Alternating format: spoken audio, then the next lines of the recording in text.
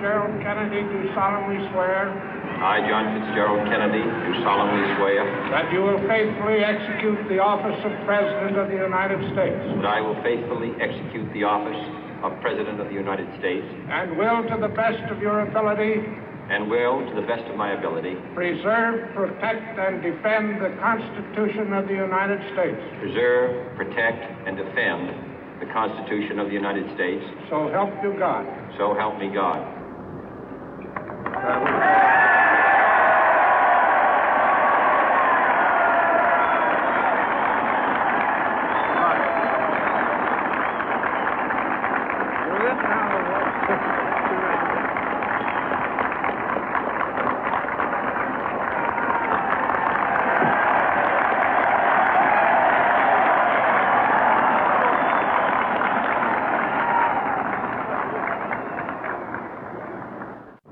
Vice President Johnson, Mr. Speaker, Mr. Chief Justice, President Eisenhower, Vice President Nixon, President Truman, Reverend clergy, fellow citizens.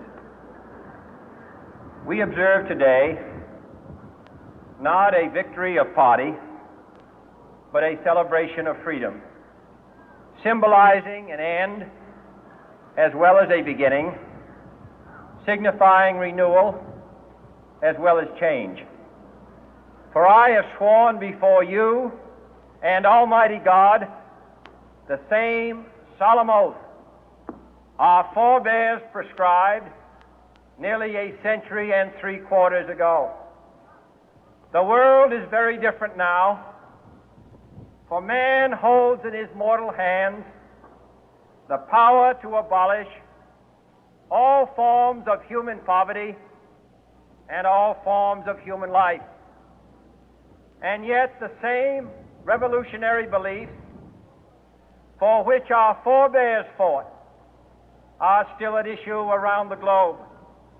The belief that the rights of man come not from the generosity of the state, but from the hand of God. We dare not forget today that we are the heirs of that first revolution. Let the word go forth from this time and place to friend and foe alike that the torch has been passed to a new generation of Americans born in this century, tempered by war, disciplined by a hard and bitter peace, proud of our ancient heritage, and unwilling to witness or permit the slow undoing of those human rights to which this nation has always been committed and to which we are committed today at home and around the world.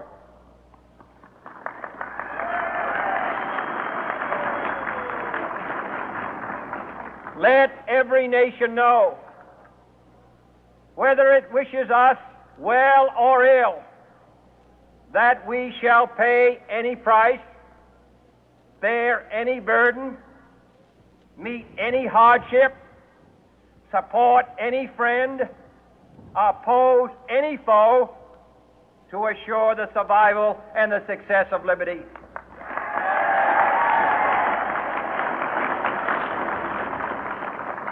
This much we pledge and more. To those old allies whose cultural and spiritual origins we share, we pledge the loyalty of faithful friends. United, there is little we cannot do in a host of cooperative ventures.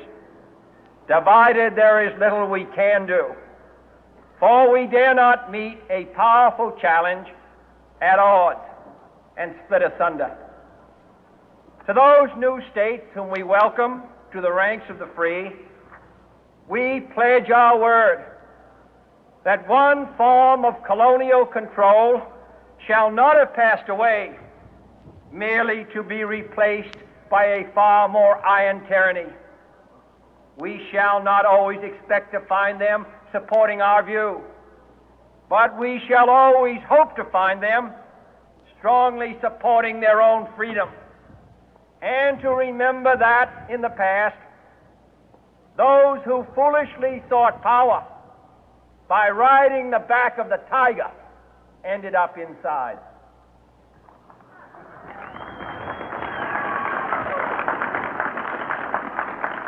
To those people in the huts and villages of half the globe struggling to break the bonds of mass misery, we pledge our best efforts to help them help themselves for whatever period is required, not because the communists may be doing it, not because we seek their votes, but because it is right. If a free society cannot help the many who are poor, it cannot save the few who are rich.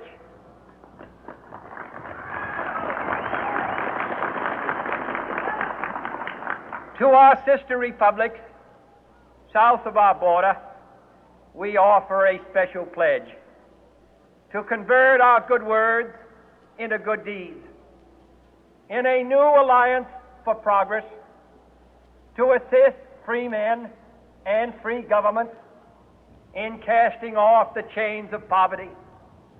But this peaceful revolution of hope cannot become the prey of hostile powers. Let all our neighbors know that we shall join with them to oppose aggression or subversion anywhere in the Americas. And let every other power know that this hemisphere intends to remain the master of its own house.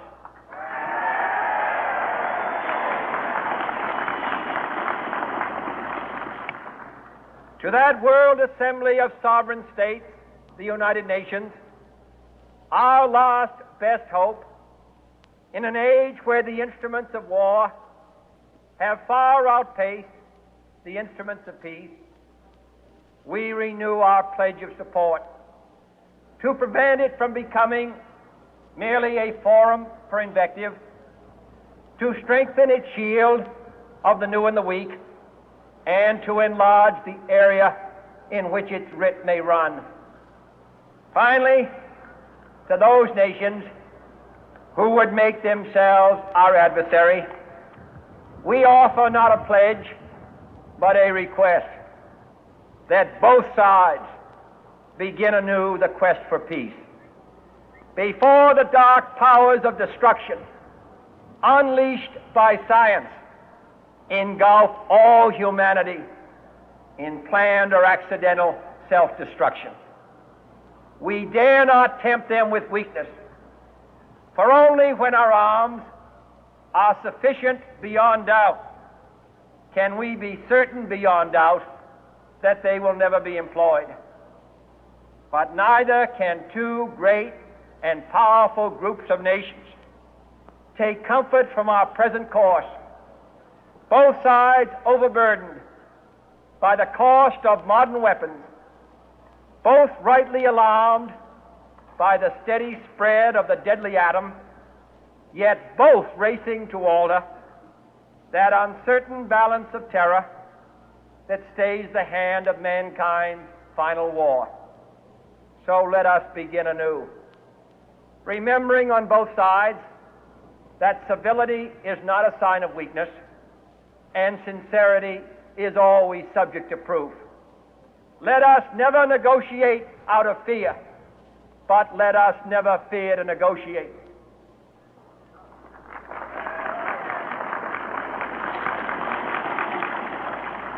Let both sides explore what problems unite us, instead of belaboring those problems which divide us. Let both sides, for the first time, formulate serious and precise proposals for the inspection and control of arms, and bring the absolute power to destroy other nations under the absolute control of all nations.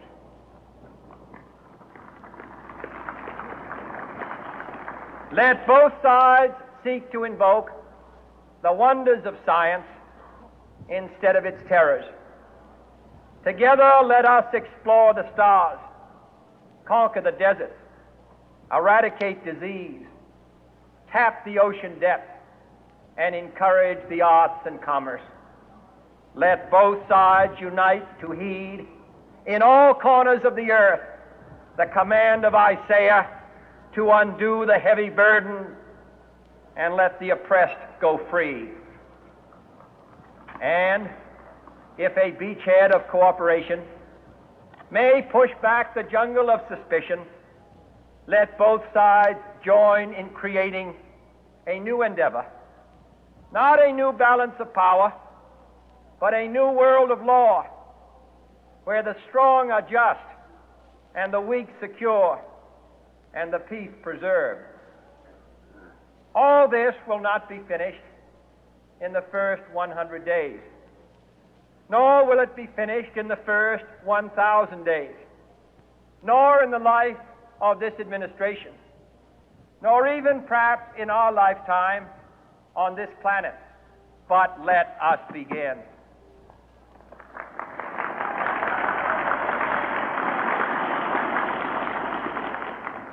In your hands, my fellow citizens, more than mine, will rest the final success or failure of our course. Since this country was founded, each generation of Americans has been summoned to give testimony to its national loyalty. The graves of young Americans who answered the call to service surround the globe. Now the trumpet summons us again, not as a call to bear arms, though arms we need, not as a call to battle, though in battle we are, but a call to bear the burden of a long twilight struggle, year in and year out, rejoicing in hope, patient in tribulation, a struggle against the common enemies of man, tyranny, poverty, disease, and war itself. Can we forge against these enemies a grand and global alliance, north and south, east and west, that can assure a more fruitful life for all mankind? Will you join in that historic effort?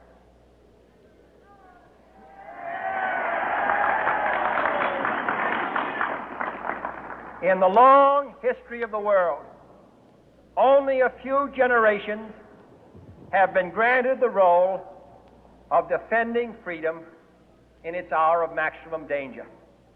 I do not shrink from this responsibility. I welcome it.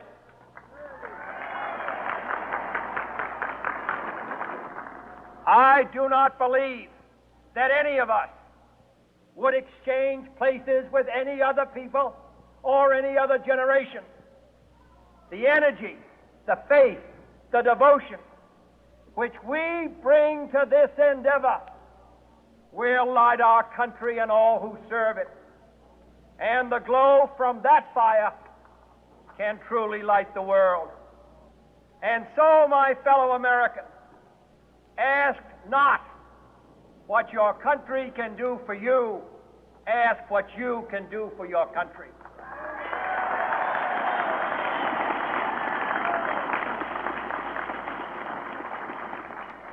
My fellow citizens of the world, ask not what America will do for you, but what together we can do for the freedom of man.